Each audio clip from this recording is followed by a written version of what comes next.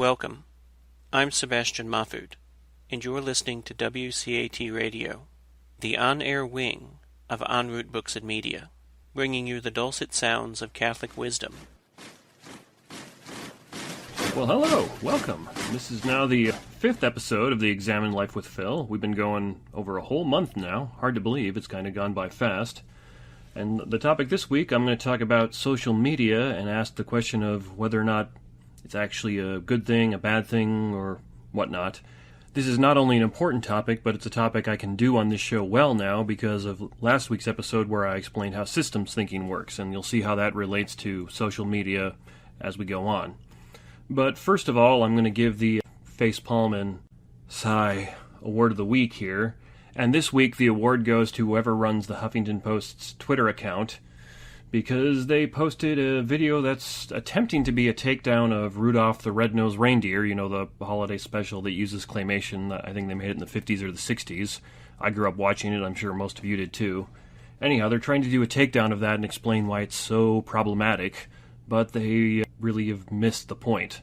So the video is really just a collection of comments people have made about Rudolph the Red-Nosed Reindeer on Twitter, and most of these comments are relatively stupid and don't even seem to understand the story. So just a couple of examples here. One person said that this is the yearly reminder that Rudolph the Red-Nosed Reindeer is a parable on racism and homophobia, and Santa is a big exploitative jerk. Now, just as a note, if you go watch the video, I'm censoring a few of the comments here because, as we know, Twitter isn't exactly civil, and Huffington Post didn't censor them, but I will because I'd like little kids to be able to actually listen to my show here.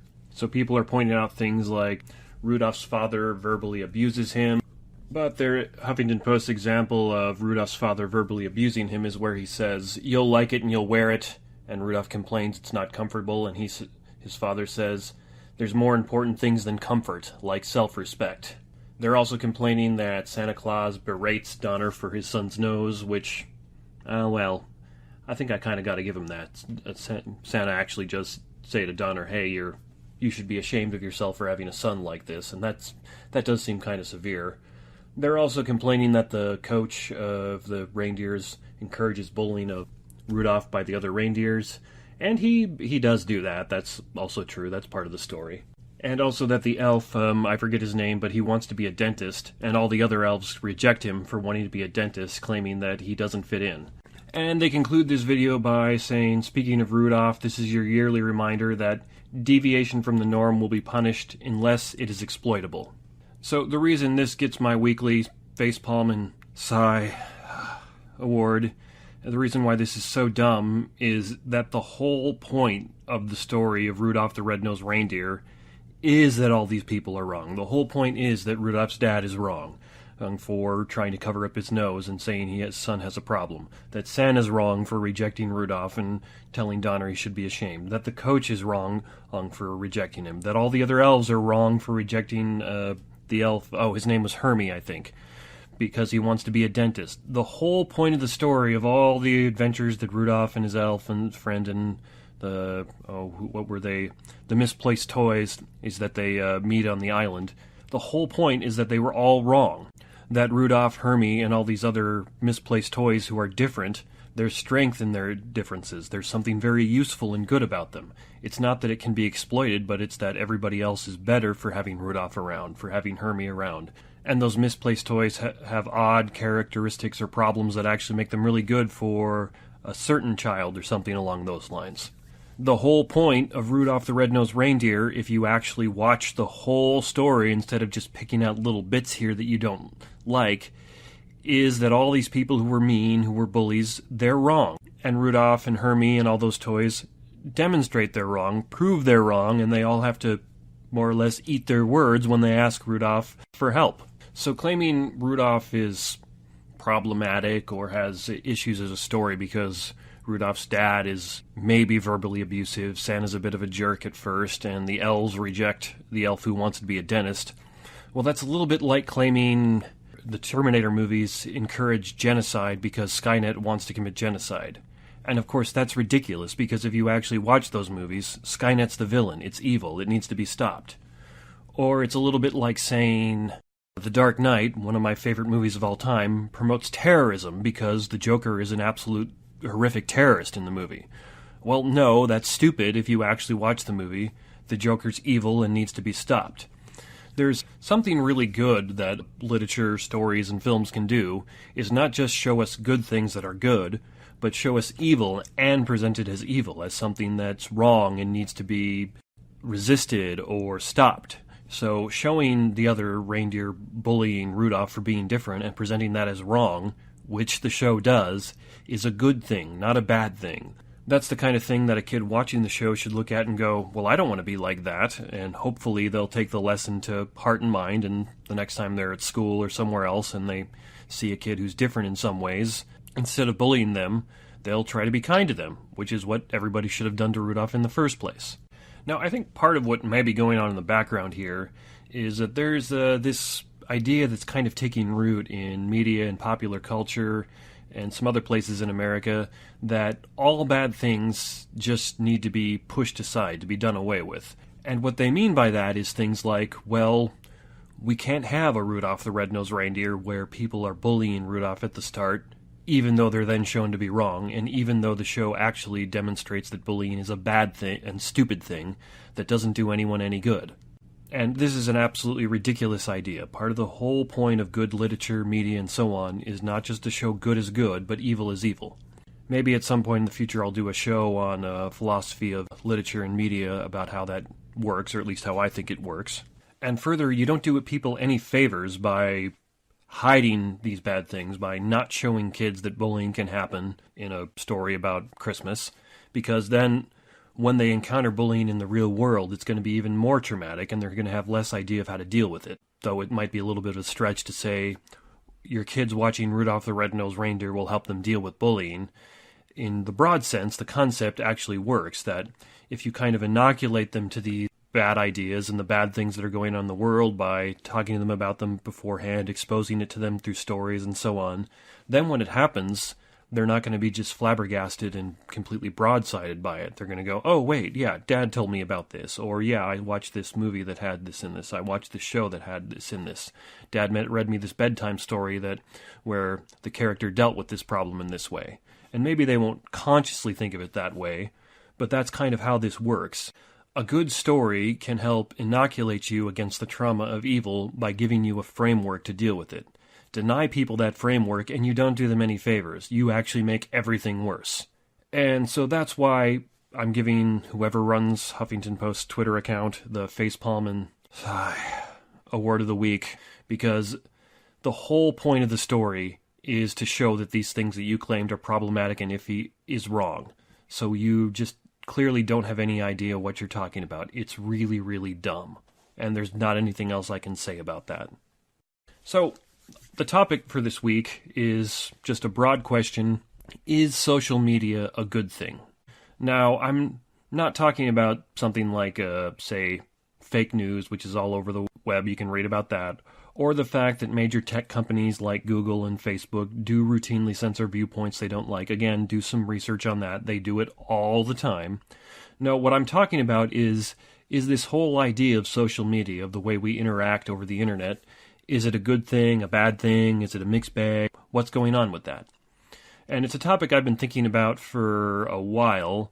In fact, my wife and I have had some discussions in the past few months where I said that if it wasn't for a few people I interact with on Facebook and a couple of philosophy groups I'm members of there, on Facebook there, I would probably just leave Facebook altogether. But ironically enough, the chief inciting incident for me doing this topic this week was actually an article that a Facebook friend of mine posted from the New York Times, which was written by Arthur C. Brooks, who's the president of the American Enterprise Institute. I've come across his research before. And the title is How Loneliness is Tearing America Apart. And in the post she made, she was tying this loneliness to social media. Now, the article's not very long, so I'll just more or less read it verbatim here. Brooks says, America is suffering an epidemic of loneliness. According to a recent large-scale survey from the healthcare provider Cigna, most Americans suffer from strong feelings of loneliness and a lack of significance in their relationships. Nearly half say they sometimes or always feel alone or left out. 13% of Americans say that 0 people know them well. The survey, which charts social isolation using a common measure known as UCLA, loneliness scale, shows that loneliness is worse in each successive generation. This problem is at the heart of the new book, Them, Why We Hate Each Other and How to Heal, by Senator Ben Sasse, Republican of Nebraska. Mr. Sasse argues that, quote, loneliness is killing us, citing, among other things, the skyrocketing rates of suicide and overdose deaths in America. This year, 45,000 Americans will take their lives and more than 70,000 will die from drug overdoses. And side note, the last 2 years, the life expectancy in the U.S. has actually decreased for the first time in, I think, about 150 years. It had been going up steadily until the last 2 years. And the primary reason for that, from what I've heard and what's been reported on it, is drug use and suicide. So it's people who are very depressed are killing themselves with drugs or killing themselves in other ways, essentially. So back to the article. Mr. Sasse's assertion that loneliness is killing us takes on even darker significance in the wake of the mail bomb campaign against critics of President Trump and the massacre at the Tree of Life Synagogue in Pittsburgh, both of which were perpetuated by isolated and apparently very lonely men. Mr. Sasse's book was published before these events, but he precisely describes what he believes lonely people will increasingly do to fill the hole of belonging in their lives. They turn to angry politics. In the siloed or isolated worlds of cable television, ideological punditry, campus politics, and social media, people find a sense of community in the polarized tribes forming on the left and the right in America. Essentially, people locate their sense of us through a contempt peddled about them on the other side of the political spectrum. There is profit to be made here. The outrage industrial complex is what I call industries that accumulate wealth and power by providing this simulacrum of community that people crave, but cannot seem to find in real life. I think he made up that word, simulacrum. I'll try and look it up later. Why are we becoming so lonely? One reason is the changing nature of work. Work is one of the key sources of friendship and community. Think about your relationships. Surely many of your closest friendships, even your relationship with your spouse, started in the workplace. Yet the reality of the workplace is rapidly attenuating as people hop from job to job, from city to city, as steady work becomes harder to find and the gig economy grows. Mr. Sasse worries even more, however, about a pervasive feeling of homelessness. Too many Americans don't have a place they think of as home, a thick community in which people know and look out for one another and invest in relationships that are not transient. Okay, so skipping ahead a little bit, summarizing, Sasse describes how he would go to high school sporting events in his town growing up, and that gave him and his neighbors and people in the community there kind of a common sense, what he's describing as a thick community. He relates with deep fondness the feelings he experienced after moving away for a couple of decades. It's for school and work, when he returned to his hometown's small-town life with his family, and the deep sense of belonging that it created. In what might be called the social capital of death, Mr. Sasse charmingly describes the sense of being rooted that it gives him, at a robust and healthy 46, to own a burial plot for himself in his hometown's local cemetery. And skipping ahead a little bit more, Brooks says, on reading the book, I asked myself where I might get that hometown feeling, where I have natural roots, where I can imagine being buried. No specific place came to mind. I have no Fremont, Sasse's hometown, not even Seattle, my hometown, which is a perfectly nice place, but one I unsentimentally left behind 35 years ago. All this is particularly germane to my wife and me at the moment, as we are preparing to move from Maryland to Massachusetts in the coming months. We fear the loneliness we are sure to feel as we enter a completely new place where neither of us grew up or has lived. Is a thick community and the happiness it brings out of reach for rootless cosmopolitans like us? I recently put these questions to Mr. Sasse. He told me that I had it all wrong, that moving back home wasn't actually the point. Rather, the trick is learning how to intentionally invest in the places where we actually live. In other words, being a member of a community isn't about whether I have a Fremont, again, Sasse's hometown. It isn't about how I feel at any place I have lived, nor about my fear of isolation in a new city. It is about the neighbor I choose to be in the community I wind up calling my home.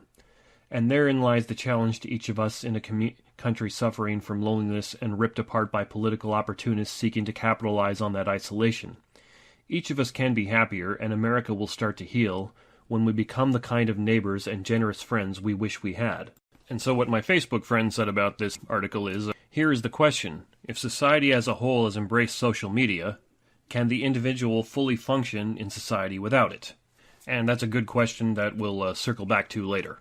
So the first point I think we can take from this article is that there's kind of a correlative effect here, which is the rise in loneliness, and there's other statistics that back this up too, and the rise in political divisions in the country probably started happening within the last 10 to 15 years or so. I mean, there's different ways to date it.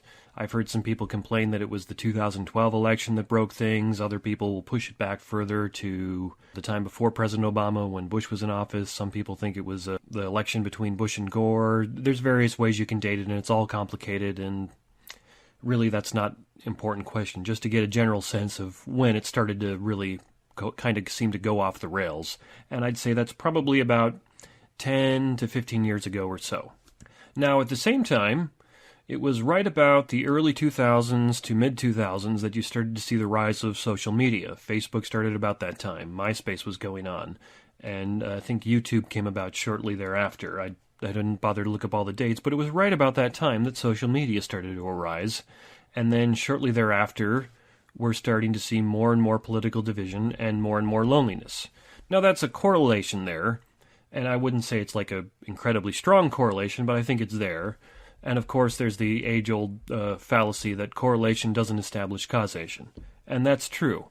However, I do think in this case it should prompt us to look a little further and see, well, is there a connection here? Is there a potential connection between the rise of social media and the fact that people are increasingly lonely, depressed, some of them killing themselves and other people, and political divisions seem to have escalated completely out of control?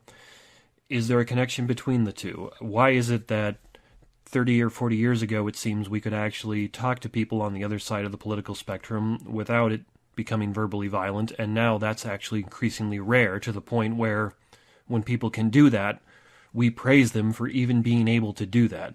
The fact that some people can even hold civil conversations is now considered a virtue because it's becoming increasingly rare. Well, why is that? So what I'm going to suggest, I'll give you a little preview of my conclusion, is that these cracks that we're now seeing all over our society, the political divisiveness, people overdosing on drugs and being very depressed and so on, that those were always there, but social media is a factor that came in and exasperated them. It heightened those cracks. It's analogous to how if you have a road in your city that's a very, very bad road, but only 10 people use it, well, kind of difficult for those 10 people, but it doesn't really affect what's going on in the city. But say traffic increases and now 1,000 people have to use that bad road, well, that's going to cause other problems elsewhere in the city. That crack that is a bad road suddenly is a really big problem that's causing other problems elsewhere. And I think part of what's going on here is that these cracks were already there in our society, but they weren't affecting very many people, and then social media came in and exasperated them. And it's not the only thing that's going on. These are all multivariate problems. There are definitely other things that are going on here. But social media is the only aspect that I'm going to explore right now. So first of all, there are some pretty good things about social media like Facebook and so on. Some quick and easy examples is there's interest groups on Facebook that you can belong to. My wife joins some that are medically related and specifically for women and even mothers in medicine, and she finds them very useful because she goes on there to seek professional advice all the time. If she wanted to do the research herself, which she sometimes does, it might take her hours to hunt down the particular article in that particular academic journal or that professional journal, that medical journal, and so on. Whereas if she just goes on there and asks her colleagues on Facebook in this private group, they can usually say, oh, you should do this, you should try this, and it cuts out a lot of time. I do the same thing with philosophy groups and other philosophers that I interact with on Facebook. I can recall, this was only a week, maybe 2 weeks ago, one of my Facebook friends who's very big on being a classical theist as opposed to a theistic personalist, which is, if you're not aware of that distinction, I'm thinking maybe I'll do a show on that sometime. Anyhow, he posted a meme postulating that classical theism defeats a whole bunch of various other kinds of ideas relating to theism, and one of them was Molinism. Now, I've studied a little bit of Molinism before. It's a possible solution to the problem of divine foreknowledge, and it's based off of I think he was a Jesuit theologian from, I don't remember the exact dates, but several hundred years ago, named Luis Molina. Well, anyhow, so I asked him, well, what's the conflict between classical theism and Molinism? Now, I could have found that out myself by going and pulling up a bunch of journal articles, looking at some books, and doing a little bit of research, but that might have taken me a couple of hours before I was able to dig it all down and figure it out. Whereas this guy responded to me in like a paragraph and explained that, well, Molinism postulates that God's knowledge of our future choices is caused by people's actions themselves, and under a classical theistic conception of God, it can't be that way because, loosely speaking, nothing can affect God. God's too big and too important and too other. And I'm not necessarily sure I quite agree with that, but I immediately saw, oh yeah, I can see how the logic there works, I can see what you're getting at. And it actually took me longer to explain that interaction here than it did for that interaction to happen. So that was very useful. I learned a whole lot relatively quickly. And you can interact with very intelligent people who you otherwise wouldn't be able to meet through Facebook and other forms of social media like that. And that can be a very, very good thing. I've certainly found it is. I've reached out to other philosophers and scholars for help in research I'm doing, and it's usually been very beneficial. And of course, it's easy to interact and keep in contact with people who you otherwise would probably have no contact with. I've managed to keep it up with some people who I went to college with, who I consider my friends, but we just aren't going to... Well, guys don't really write each other letters or call each other on the phone for no reason, and I'm certainly no exception to that. So we get to interact on Facebook a bit, and that's generally pretty pleasant. I'm happy that I still have contact with some of my friends from college then, because at least some of them, I actually like them. They're good people, and I'm happy to interact with them. And likewise, if it wasn't for Facebook, this podcast wouldn't exist. Go back and listen to the first episode if you want the whole story, but I only got invited to do this podcast after Dr. Sebastian Mahfoud saw a post I made about an essay I was presenting at a philosophy conference.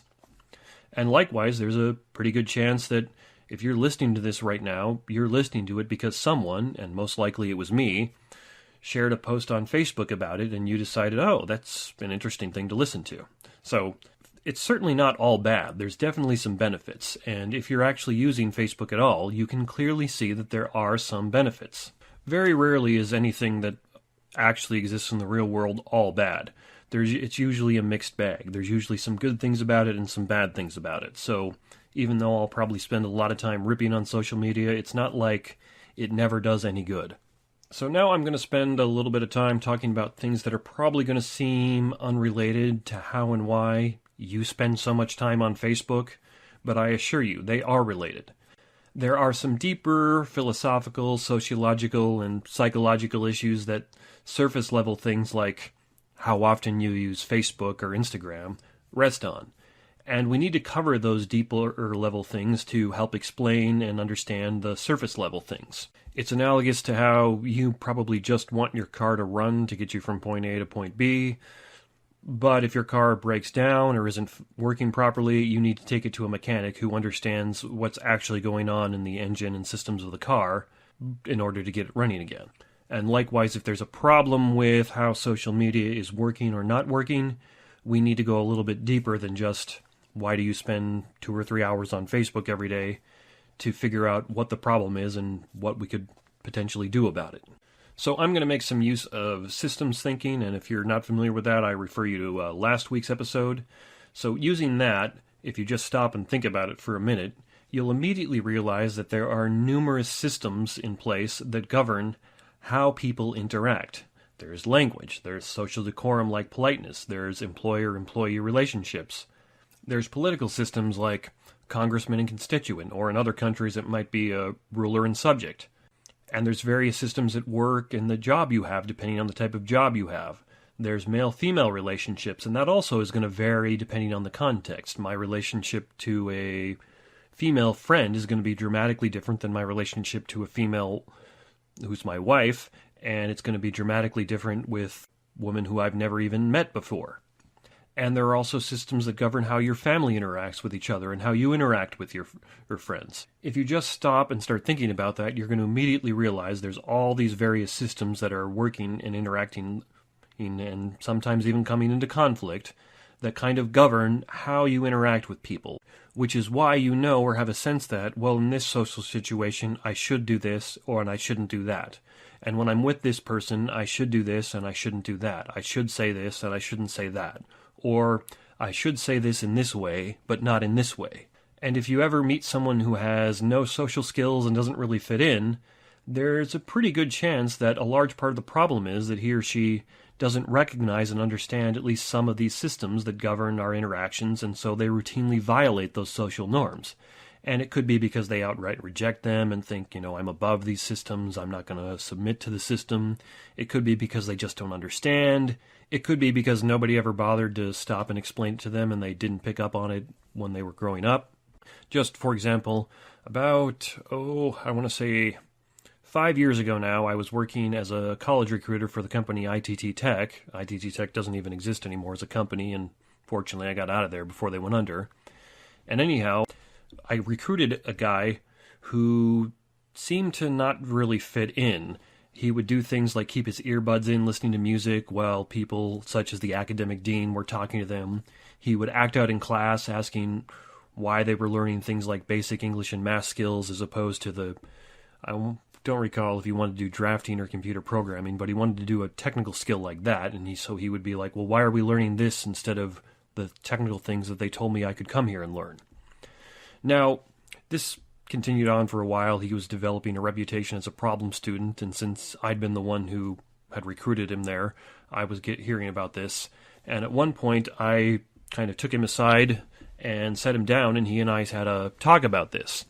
And I talked to him for a while and eventually realized that he didn't have a conception, for whatever reason, I don't know why, but he didn't have a conception that you kind of have to give in to certain social niceties if you want to get other things. And the way I explained it to him is, if you want to work at a job that's going to pay you money, you have to wear the uniform of the job. I had to dress up a little bit at this job, so it was convenient. I don't really like wearing dress clothes most of the time. And I think most guys don't enjoy wearing dress-up clothes. It's far more comfortable to sit around in a t-shirt and jeans. And if I could go to work and do that job in t-shirt and jeans, I would have. And I explained to him, I want this job because it makes me money. And in order to do that, I have to kind of compromise and give them, well, I'm going to dress up a little bit to do it, even though I would rather not. And if you're going to be successful here, you're going to be a good student, you're going to get that technical degree you want, you have to compromise a little bit to the social norms, to the social niceties, and just do things like pay attention in class, take your earphones off when the academic dean is talking to you, and so on.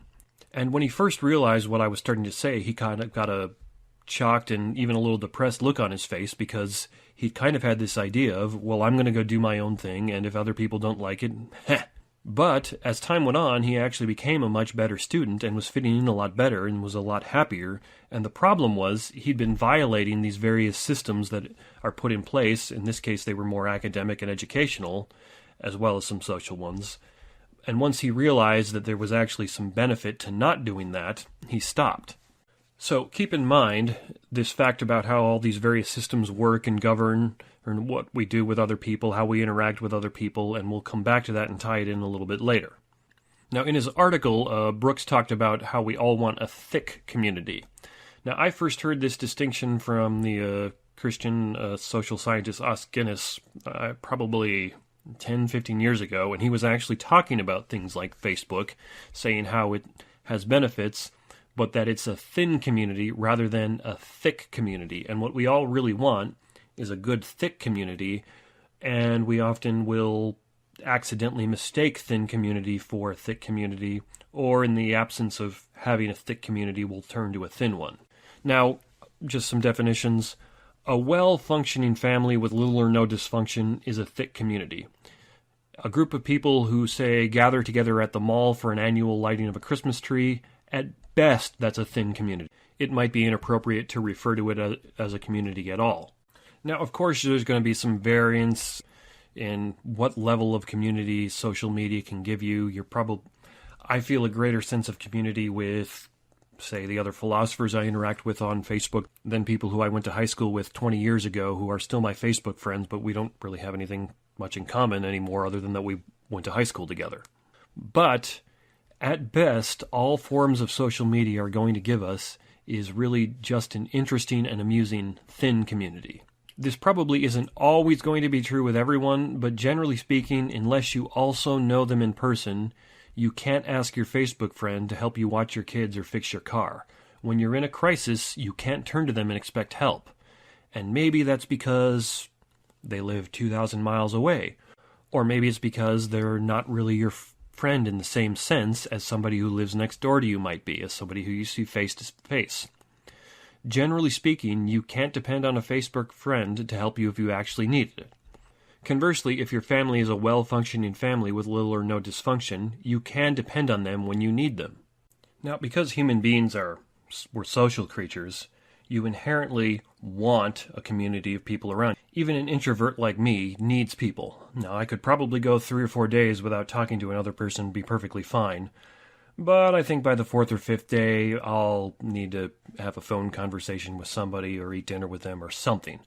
Other people need more human interaction than that, but we all need at least some. And what we really need to combat this loneliness that Brooks was talking about is the thick community, not the thin one.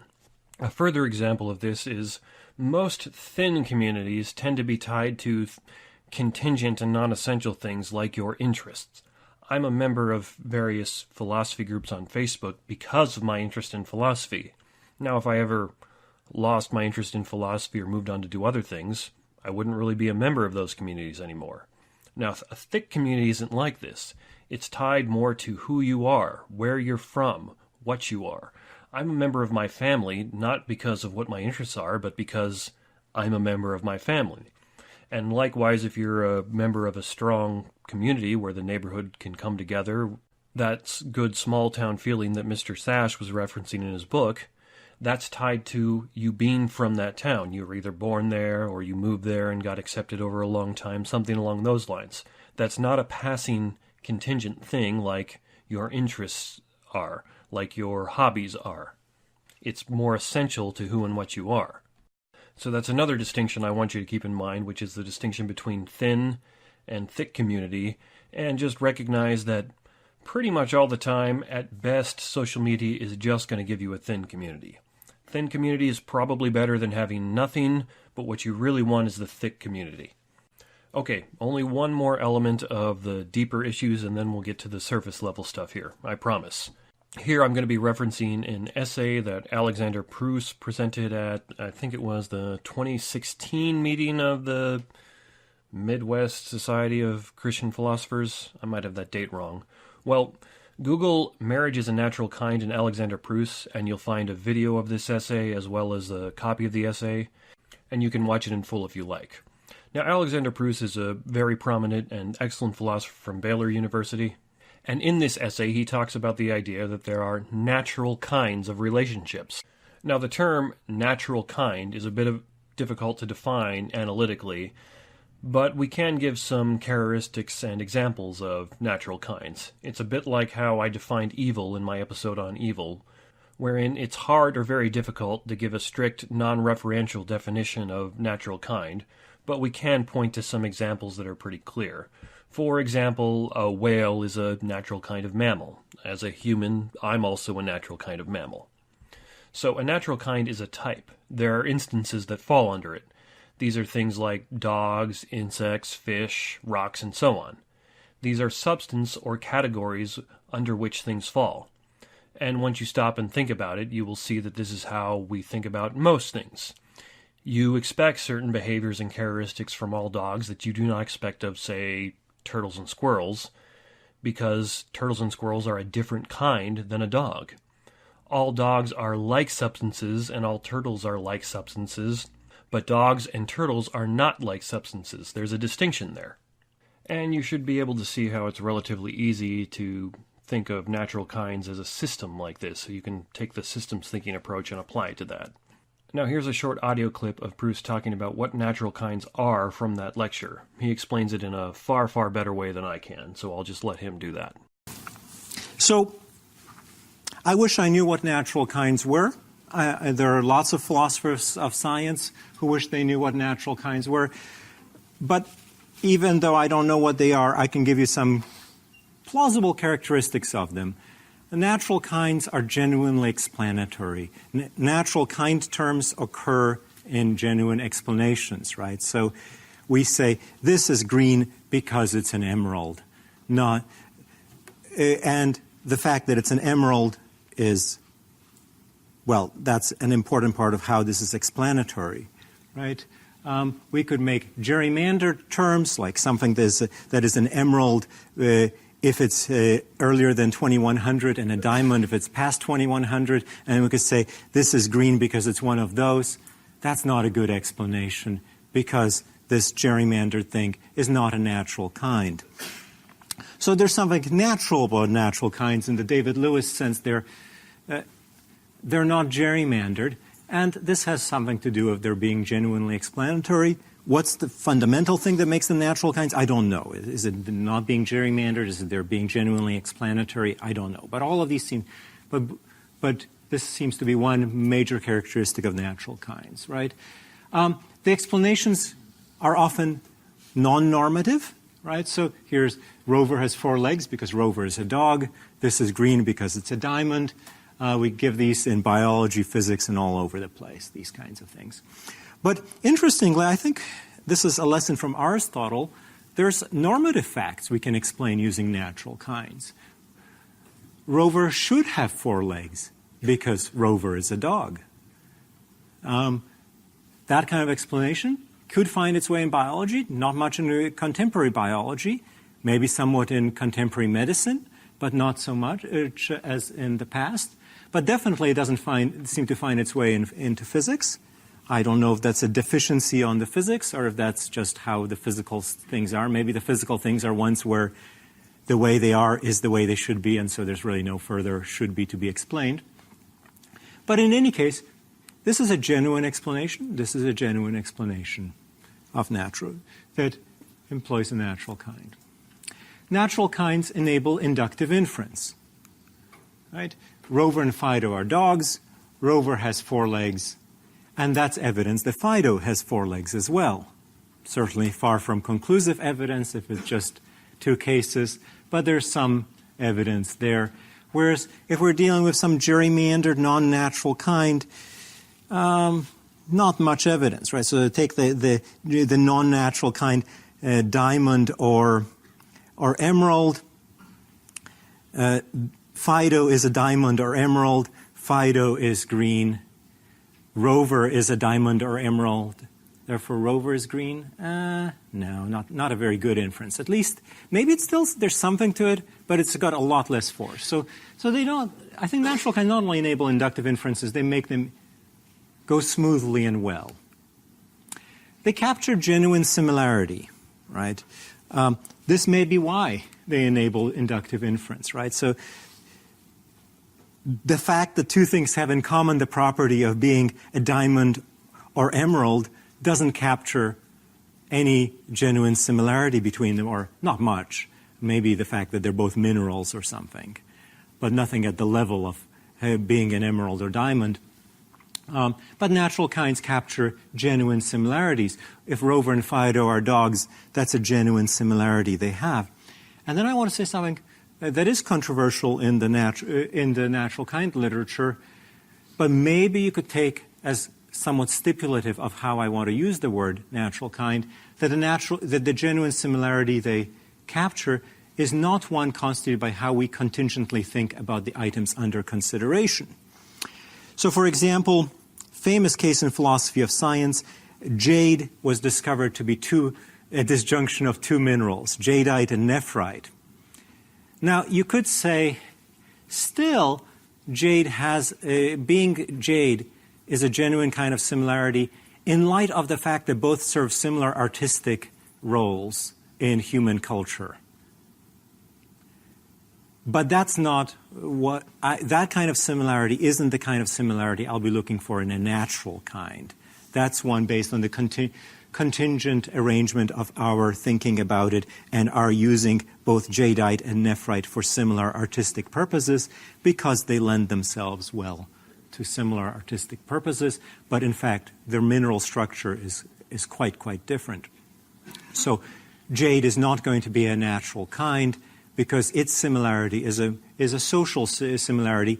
Maybe the thought about what the kind of similarity that we want in natural kind is it's intrinsic, whereas the social one is extrinsic. It's imposed by the fact that we use the two minerals for similar purposes, namely for making jade statuettes. So I don't know. I don't know if maybe this thing is a little bit ad hoc. If so, then it's stipulative. But I'll want to include this. Okay. Definition of natural kinds, I can't give you one, but then, we've sort of learned to live with that any interesting concept that's not merely completely stipulative, we probably can't give a definition of anyway, so that's fine. We all have sort of examples in mind for this. Now, as I'm sure you can surmise from the title of the essay and lecture, Proust's big point that he gave several arguments for is that marriage is a natural kind, that there are natural kinds of relationships like son and father, son and mother, daughter and father, daughter and mother, and so on. And additionally, he argued that a marriage between one man and one woman is such a natural kind of relationship. Now, I'm not appealing to Proust for that particular point here, although I'm inclined to agree. I think he's probably right about that. Rather, I'm bringing him up here to get you thinking about natural kinds and relationships. Now, in the Q&A after the lecture, Proust said that he thinks most bad relationships are perversions of the good or natural kind of relationships. The example I remember him using is that a slave-master relationship is probably a perversion of the employer-employee relationship. I think I'm remembering that right anyway. So, what I strongly suspect is that relationships formed through and over social media are not natural kind relationships. They aren't like the son and father relationships. There's something different, not necessarily perverted, but something different and less about them. And thus they're in a prime position to have all kinds of problems that natural relationships are much more resistant to. Pardon me, I had to get a cough out of my throat there. So, when you have an actual face-to-face friendship or meeting with someone, there are a whole lot more things going on than just the words you are speaking. There's your tone of voice. There's all the nonverbals like body language and facial expressions and so on. There's the whole social context of the setting.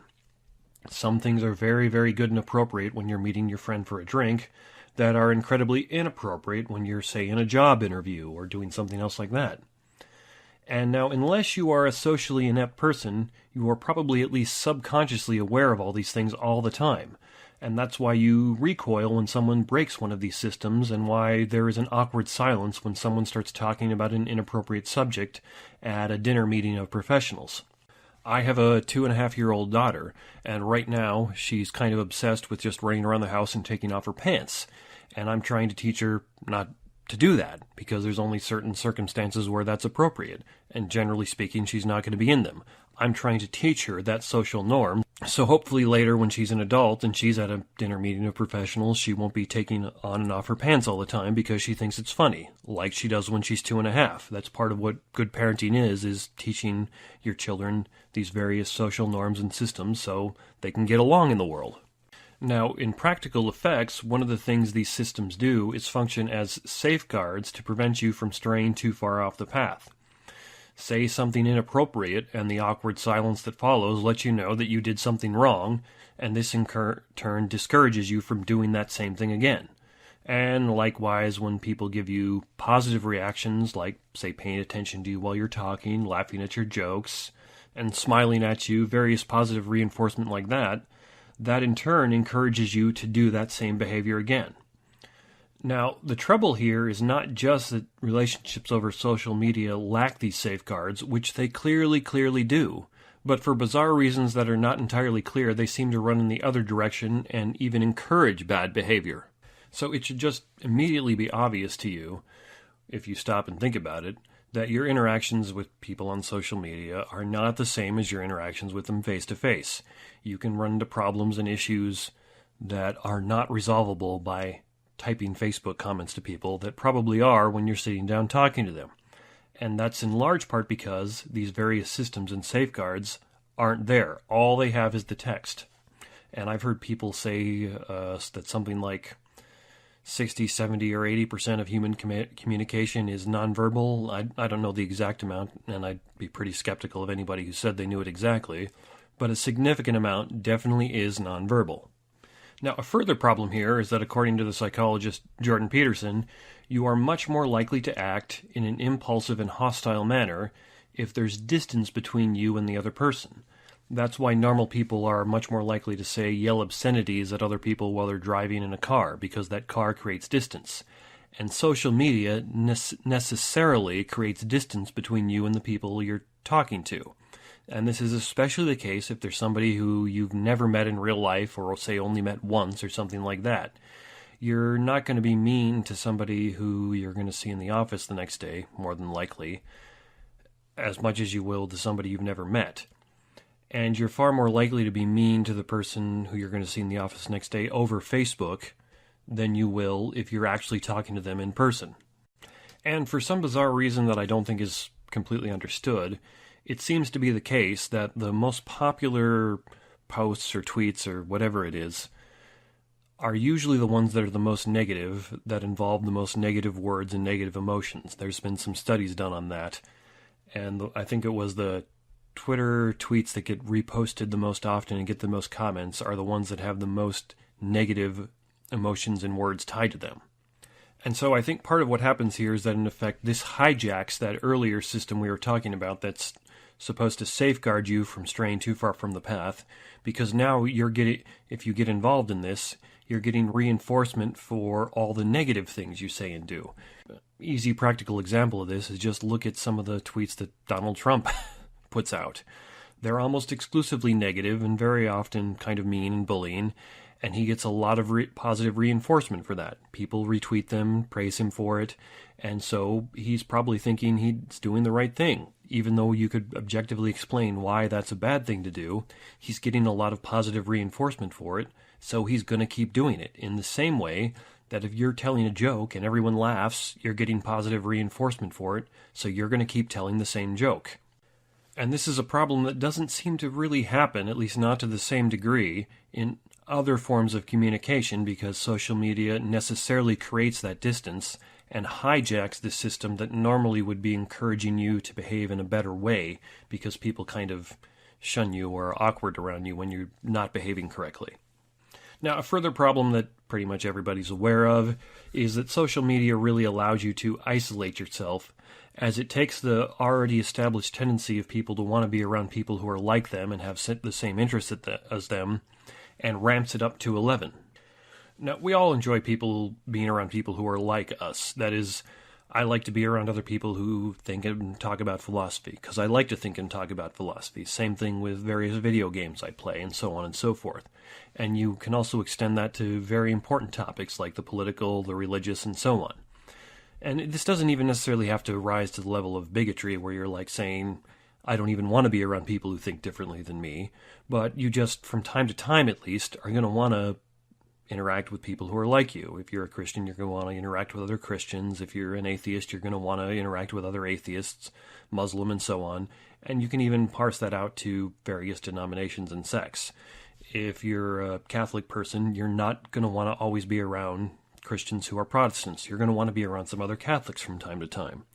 And there's nothing wrong with that want or tendency. It's normal and good. It's one of the things that helps drive you to a thick community, because in a thick community, you want people who are at least a bit like you. But the problem is that Facebook and other social media can ramp this up to 11, where you just isolate yourself from everybody who's not similar to you. This is why you see things like conservatives not talking to liberals and vice versa. And social media just makes it really easy to do that, because you can just block everybody. If your sister or brother or husband or wife is on the other side of the political spectrum from you, it's really hard to just block them. On Facebook, it's really easy to just block them. And what this points us to is the fact that you're not seeing the real world when you look at it through social media.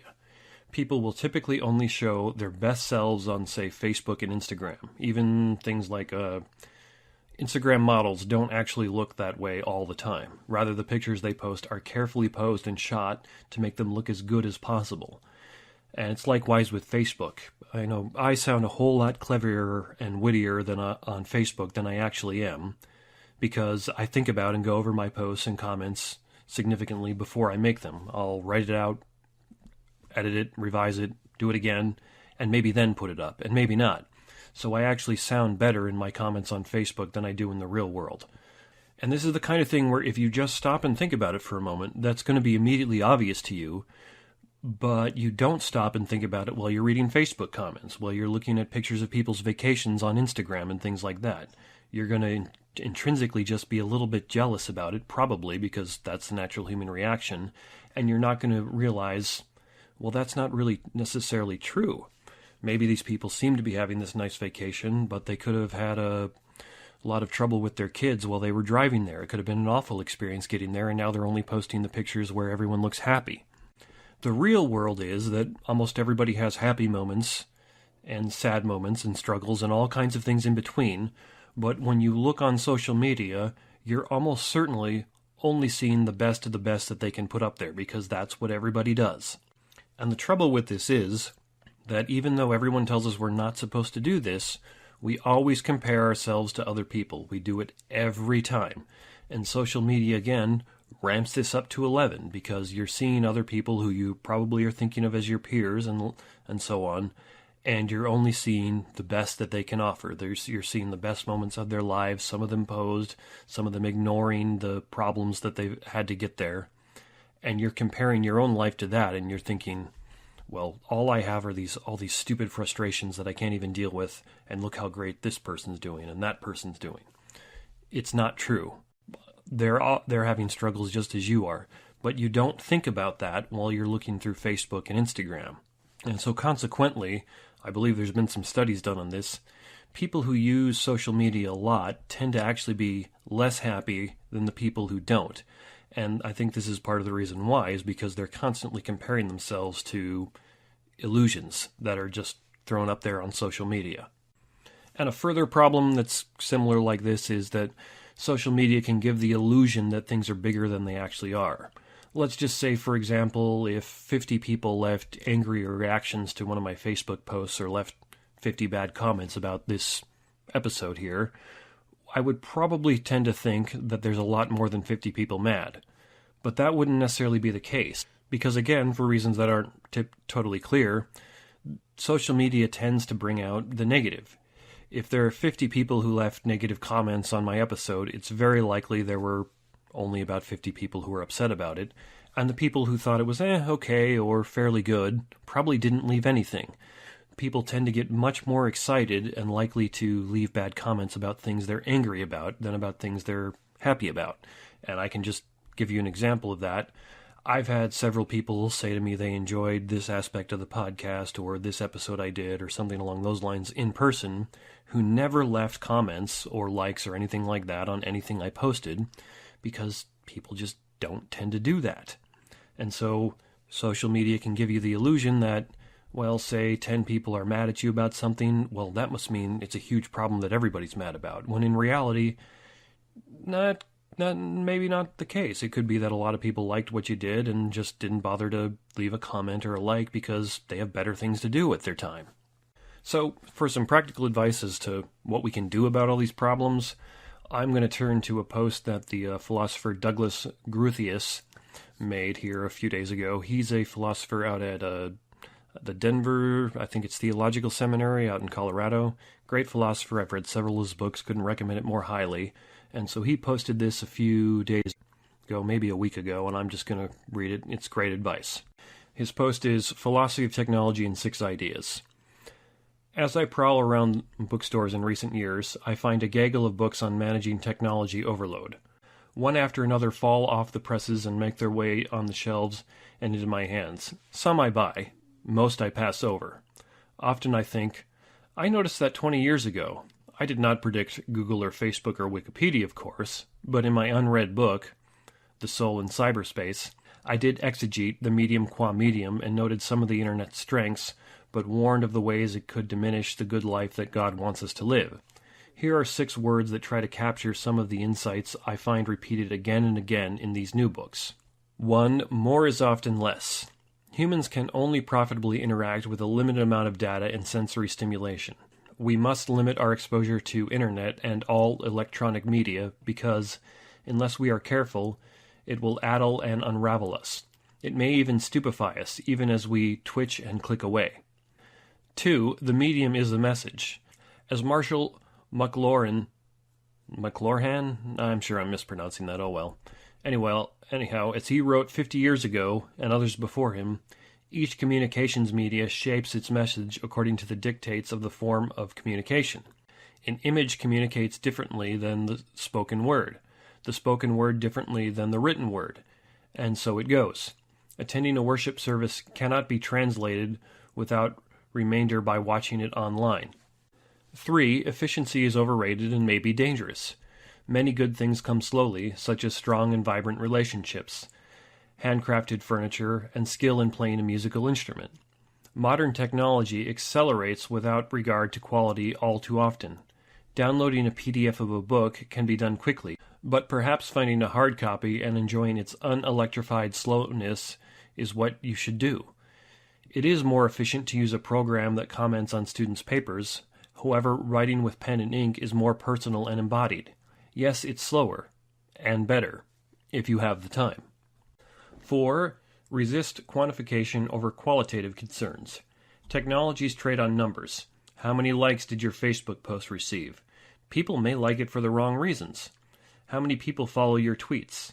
How can you maximize exposure to your blog? What is left behind, too often, is the quality, the objective nature of what is available online. What might God think of your essay, your poem, your cartoon? Does what you put online contribute to human flourishing? 5. Virtuous engagement online requires abstention. We often give too much of our time to the online world. Our very souls are shaped by its speed, its fragmentation, its instantism. Thus we are wise to retreat, unplug, to desist, to desert it. Leave your phone in the car when you go shopping or when you meet a friend at the coffee shop. Designate hours and days when you are offline entirely. You will gain a new perspective on our online life by going offline.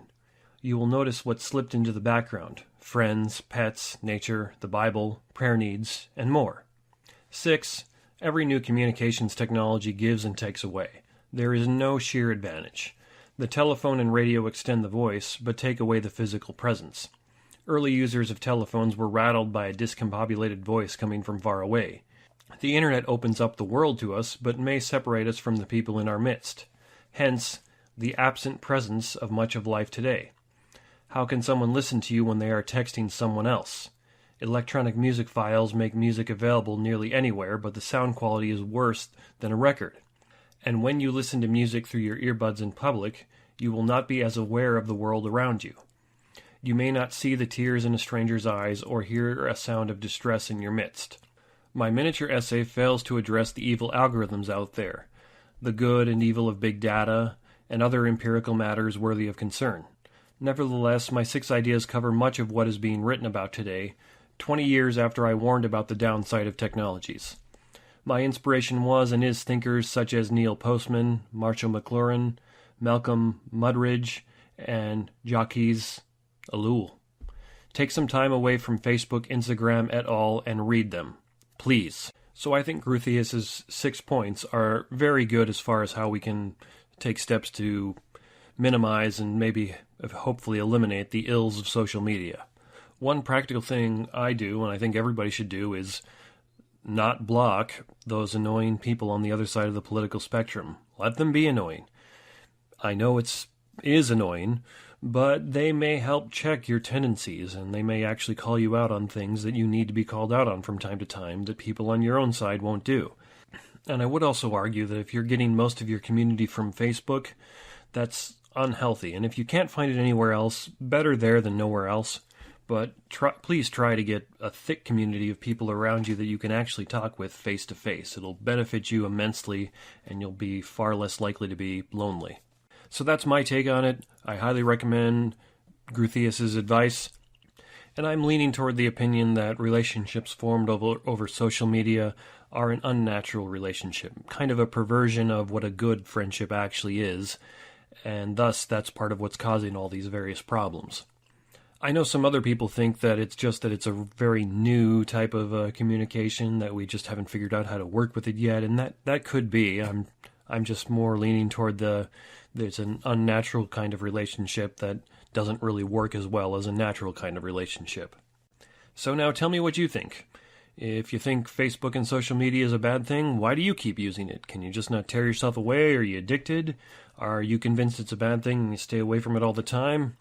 If so, how did you find this podcast? Tell me that. Do you think there's some relevant factors and issues going on deep beneath the surface that I overlooked or skimmed over? Do you think some of the things I talked about, like the thin-thick distinction, the various systems that we all operate under, and things like that, do you think any of those are wrong? Write in and tell me about it. I'd be happy to hear what you think. And I'll end here with the good thing of the week, and it's not a good thing, and it's kind of more of a bittersweet thing, and that was the passing of President Bush the Elder. Now, I'm not saying it's a good thing that he died. What I'm saying is that his life was, by pretty much most accounts that we can find, a good thing. He served in all kinds of ways, and was by most of the accounts that I can find, a good and generous and decent man. He served in World War II. He was, I believe, a congressman for a while. He was a director of the CIA. He was vice president. He was president, and so on and so forth. He seemed to spend a great deal of his life in service to the country, and that's a good and honorable thing. My wife and I really like the story of Les Miserables, and she said to me one time when we were finishing watching the movie, that's a life that is well-lived, and she was referring to the main character, Jean Valjean, when he dies at the end after having taken care of an orphan girl for, I think, about half of his life. And so the reason I'm listing President Bush the Elder as a good thing is I think we can also look at him and say, that's a life well-lived. Like it says in the Old Testament, he died old and full of years, surrounded by his family. And that's a good thing, and he did a lot of good things in his life that we can all look back on and praise him and be thankful that he was there to do things like serve in the military in World War II and be the president when he was. So that's the end of this week's episode, and I'll be back again next week. Write in, let me know what you think. If you like the episode, share it with other people. If you don't, write in and let me know what you didn't like. Thanks for listening. We hope you enjoyed the program and will join us back for another show on WCAT Radio. This is Sebastian Mahfood. Good day.